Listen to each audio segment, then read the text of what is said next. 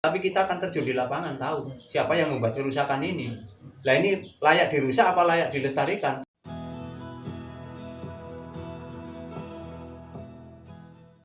Assalamualaikum warahmatullahi wabarakatuh. Kembali lagi bersama kita dari PT Channel di dalam program baru namanya PS3. Podcast sangat sederhana sekali. Atau bisa disebut dengan podcastan. Nah, kali ini saya jargonnya siapa? Jargonnya semua tempat adalah tempat podcast. Semua orang adalah orang yang mau dipodcasti. Itu jargonnya. Masuk. Nah, kali ini kita PT Channel ini berada di kediaman rumah Pak Wagisan, seorang pemerhati lingkungan yang sudah malang melintang di dunia penghijauan. Dunia penghijauan apa ya? Di sekitar sumber mata air, tepatnya di daerah Mendiro, Wonosalam, Jombang. Bagaimana Pak kabarnya? Alhamdulillah baik. Alhamdulillah. Bahasanya campur ya. Oh campur Pak. Ya, oke. Jawa bisa, Indonesia bisa. Bahasa Inggris. Jangan. Bahasa Inggris ya, nggak apa-apa. Bahasa Arab mungkin. Nah, Oke. Naam, gitu Pak ya. iya. Hari ini kita kesini salah satunya silaturahmi Pak Wagisan. Yang kedua kami dari PT Channel seperti yang dijelaskan Mas Mahfud, kita punya acara baru kayak TV Program baru. Nah, jadi kita podcast intinya ke tokoh-tokoh yang ada di Wonosalam. Dan Pak Wagisan orang pertama yang kami podcastin. Karena tokoh pemerhati lingkungan yang sangat menginspirasi sekali. Sudah melalang buana, mendapatkan penghargaan, diundang kemana-mana. Rasanya gimana Pak kalau diundang-undang kemana-mana? Ya di sisi lain ada satu kebanggaan, tapi kita dari awal kegiatan itu tidak memimpikan hal itu. Artinya itu bagian bonus saja sih. Bagian bonus dari kita ngerjai lingkungan, mengurip-ngurip lingkungan hutan, lingkungan sumber mata air itu. Tidak bermimpi kayak begini. Tapi pada akhirnya toh ya tercapai mimpi kita. Mungkin langsung aja Mas Mahfud kasih pertanyaan. Kasih pertanyaan gitu ya. Biar konco-konco itu channel itu tahu mungkin dari sejarahnya mungkin Mas Mahfud. Iya. Motivasi lah. Iya Pak. Awalnya sejarahnya mulai ini terus sebab musabab. Sebab musababnya ini gimana tuh Pak awalnya nih?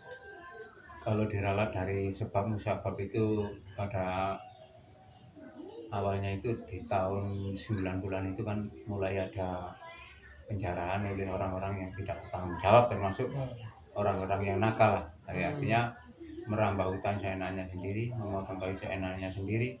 Akhirnya hutan itu tadinya hutan rimba yang menjadi gundul. Lah kita pada waktu itu belum punya pemikiran yang dalam. Akhirnya dengan rusaknya hutan lingkungan yang gundul ini, sumber mata air pada mati. Terus akhirnya buah-buah yang di hutan seperti nongko, seperti jengkol, durian yang tadinya banyak nggak ada. Kita timbul inisiatif. Lah hutan ini namanya hutan lindung, kalau kita tidak peduli dan kita tidak mau melestarikan dan menjadikan hutan ini kembali, yang rugi ini saya berkali-kali ngomong bukan luar kota, tapi orang yang di lingkungan kita sendiri.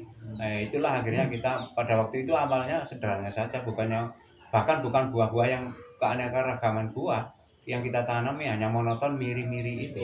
Nah, dengan kebersihan itu akhirnya kita mengajak semua masyarakat untuk menjadikan hutan yang gundul itu kita jadikan hutan konservasi.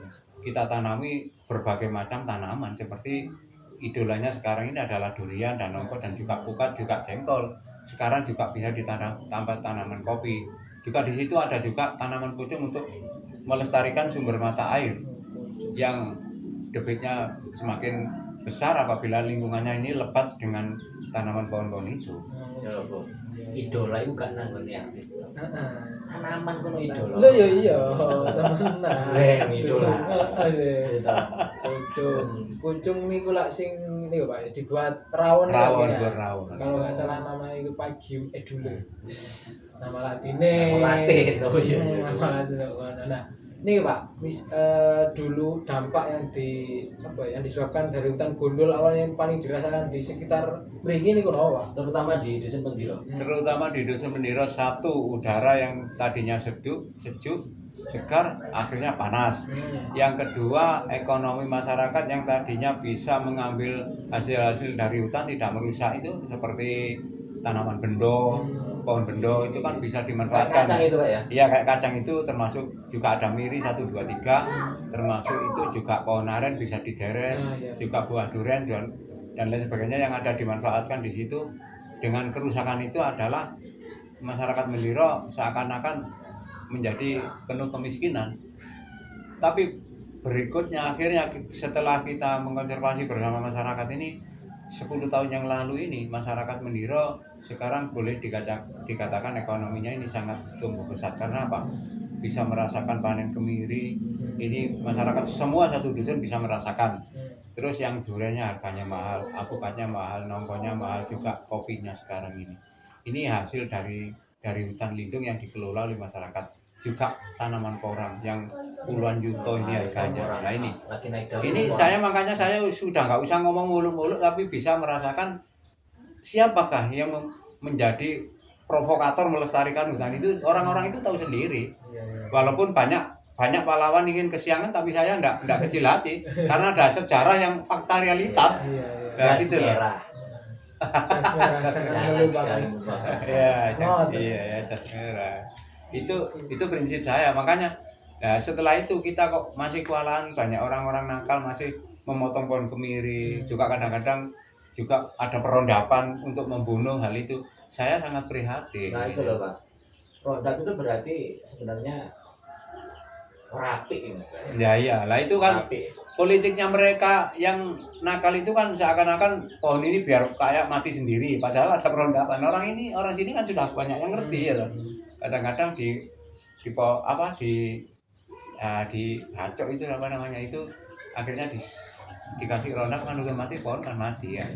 Itu saya sangat prihatin dengan perbuatan orang yang nggak punya etika ini, nggak manusiawi, karena membunuh satu kehidupan ini Pak sama halnya membunuh semua kehidupan yang ada di bumi ini. Nah, kalau saya sih punya prinsip amal itu yang namanya jariah tidak hanya sepeser wong di dekat masjid. Semua perilaku kita yang baik bermanfaat bagi manusia, termasuk kita melestarikan alam, menanam tumbuh-tumbuhan ini, kalau diralat kan oksigennya untuk manusia. Terus bisa menahan longsornya tanah, bisa menyimpan serapan air ya toh, menopang lahan-lahan di situ nggak sampai terjadi banyak bencana. Satu, yang kedua juga bisa menekan kebakaran ya dan lain sebagainya. Ini manfaatnya. Makanya saya kalau sampai sekarang pun kalau ada orang merusak, saya ini geram betul. Saya bukan main-main. Saya sampai tua gini tetap geram. Karena apa? Manusia zaman dulu sampai zaman sekarang sudah banyak pendidikan kok, otaknya ini tidak mau berpikir. Kalau kita membunuh pohon ini, apalagi buahnya banyak, untuk mengedukasi anak-anak sekolah, buahnya bisa dimanfaatkan masyarakat luas, kok dia semaunya sendiri. Marilah kita berpikir ini. Sumbunya itu Pak Wagisa, sumbu pendek. Enggak sumbu panjang. Ini gampang berdos. Lah kalau kita ini belajar memikir seperti otaknya orang Belanda, 1000 tahun, 2000 tahun kita pikir. Di Pendiro ini dulu kita menjadi perangkat desa itu 50 kakak saja, mata air ini kekurangan, banyak konflik, banyak bertengkar karena air kurang. Setelah kita tingkatkan konservasi, sekarang menjadi 100 kakak, bahkan lebih-lebih kalau kemarau. Nah ini kalau generasinya loyo, tidak punya pola pikir seperti kita di masa mendatang, kalau masyarakat kita ini sudah menjadi 200 kakak, 300, 500 kakak, kalau semuanya nggak peduli di lingkungan mata air, tidak nutup kemungkinan akan hancur dan berantakan karena air. Bukan hanya loyo. Nah ya, bukan hanya loyo. Petoy. Lemah mulai. Nah, ini kan Kula kan mulai dari kegiatan tahun pinten ya 2010 kan ngerti.